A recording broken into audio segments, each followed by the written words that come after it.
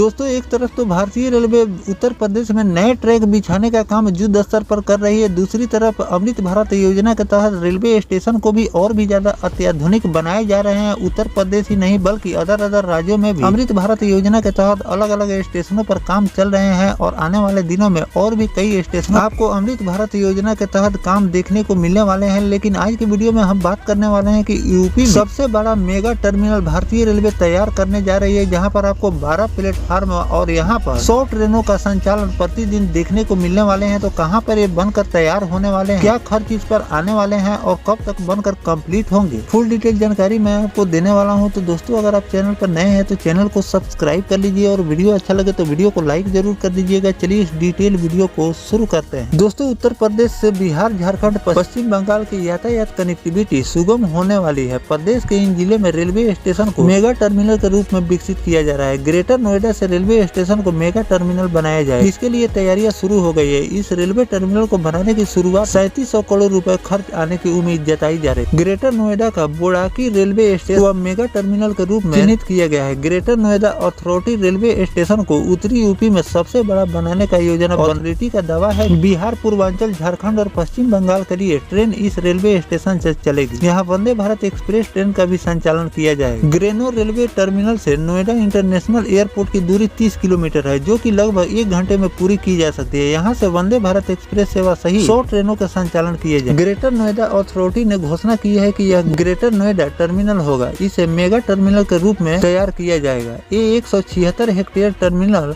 Multi mall transport hub में शामिल हो। 46 हेक्टेयर में टर्मिनल बनाया जाएगा, जिसमें 6 प्लेटफार्म और मरम्मत के लिए 63 यार्ड लाइनें बनाई जाएंगी। स्टेशन का डिजाइन कई स्तर पर आधारित होंगे, जो कि ग्राउंड पर ट्रेन चलेगा और ऊपर मंजिल पर रिटेल ऑफिस और होटल होंगे। अथॉरिटी सीईओ ने कहा कि रेलवे अधिकारियों से इस रेलवे टर्मिनल पर चर्चा चल रही है। कई योजनाओं पर मुहर लग चुकी है, जबकि कुछ योजनाओं पर चर्चा जारी है। रेलवे टर्मिनल तैयार होने के बाद यहां से प्रतिदिन 70,000 यात्रियों का आवागमन होगा। उन्होंने कहा कि इसके अलावा आनंद विहार, दिल्ली और गाजियाबाद रेलवे स्टेशन पर भी यात्रियों का बोझ कम हो जाए। दिल्ली मुंबई इंडस्ट्रियल कॉरिडोर की एक शुरुआती परियोजना है। इसमें ISBT और मेट्रो स्टेशन भी है। राष्ट्रीय राजधानी क्षेत्र NCR के अन्य स्थानों में यहाँ लगे। ग्रेटर नोएडा टर्मिनल इस हब के मध्य में होगा। एक पुराना स्टेशन होगा। बिल्ड अप क्षेत्र में 70,000 वर्ग मीटर होगा। शुरुआती में इसका खर्च लगभग 1,850 करोड़ रुपए है। अब इसे बनाने में लगभग 3700 करोड़ रुपए खर्च करने की आवश्यकता है। गाजियाबाद रेलवे स्टेशन में प्रतिदिन 50,000 से अधिक लोग आते जाते हैं। इसकी क्षमता लगभग 200 ट्रेनों की है। लगभग 1.5 लाख वर्ग मीटर का क्षेत्र इस स्टेशन का। गाजियाबाद रेलवे स्टेशन पर 6 प्लेटफार्म है, जिसमें एक लंबी दूरी की ट्रेन के लिए अलग बनाया गया है। बिहार और पूर्वांचल के लिए भी ट्रेन यहां से चलती है। वर्तमान में गाजियाबाद स्टेशन को उत्तर प्रदेश में सबसे बड़ा रेलवे स्टेशन माना जाता है। जोन फर्स्ट 130 हेक्टेयर का, जिसमें ISBT,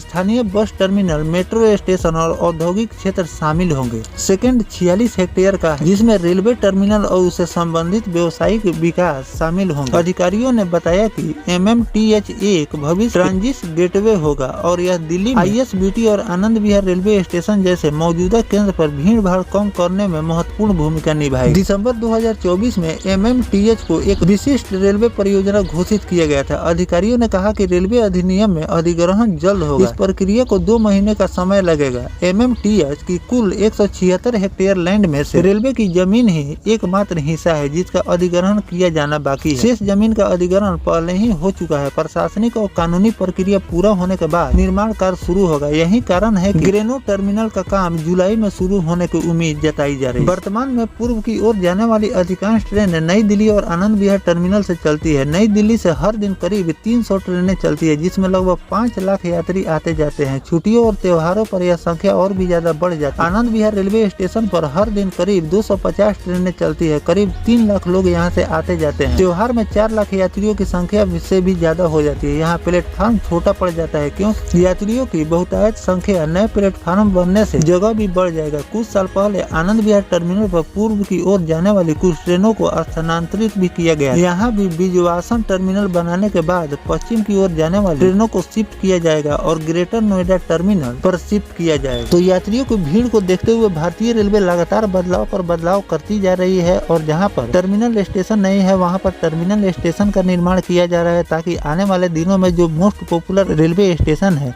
उस पर जो भीड़ होता है उसको कम करने के लिए ये सारी प्रक्रिया रेलवे द्वारा की जा रही है। और आने वाले दिनों में ये जो टर्मिनल बनकर तैयार हो जाएगा तो दिल्ली के बड़े रेलवे स्टेशनों पर आपको भीड़ कम देखने को मिलेंगे। तो इस पर जो भी नया अपडेट रेलवे द्वारा आएंगे, इस टर्मिनल को तैयार करने के लिए जो भी नया अपडेट रेलवे द्वारा जारी किए जाएंगे, इस पर क्या क्या पहल रेलवे द्वारा की जा रही है, तो वो भी जानकारी मैं आपको लगातार देता रहूंगा। फिलहाल जो भारतीय रेलवे इस नए टर्मिनल पर काम शुरू करने जा रही है, तो इस पर आपकी क्या राय है कमेंट सेक्शन में जरूर लिखिएगा। मिलते हैं किसी नेक्स्ट टॉपिक कोई नई जानकारी के साथ, तब तक अपने भाई को दीजिए इजाजत। जय हिंद, जय भारत, वंदे मातरम।